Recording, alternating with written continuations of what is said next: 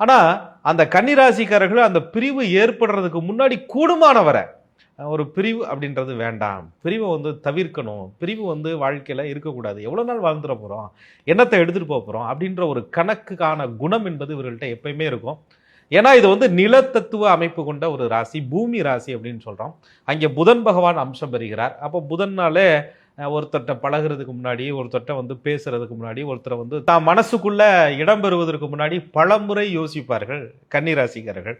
ஏன்னா இது புத்திசாலித்தனமான அந்த புதனுடைய அம்சமும் இவர்களுக்கு இருக்கு. காலச்சக்கரத்திற்கு 6வது ராசியா வர்றதுனால ஒரு பிரிவு அப்படின்றது வரக்கூடாது அப்படிங்கிறதுக்காக 1000 முறை கணக்கு பார்த்து இவங்க சரியான நபர் தானா, சரியானவங்க தானா, இவங்க நம்மளோட கடைசி வரை இருப்பாங்களா, கடைசி வரை இல்லைனாலும் இடையில எதுவும் தொந்தரவு கொடுக்காமையாவது இருப்பாங்களா, இந்த உறவுனால் நமக்கு நன்மை இருக்குதோ இல்லையோ, கெடுதல் இல்லாமல் இருக்குமா, இப்படிலாம் யோசிக்கக்கூடிய ஒரு ராசி கன்னிராசி. அதனால ஒருத்தரை அவங்க பிரிகிறாங்க அப்படிங்கிறதுக்கு முன்னாடி அவங்க மனசுக்குள்ள யார் இடம் பெறாங்க அப்படிங்கிறது ரொம்ப ரொம்ப முக்கியம்.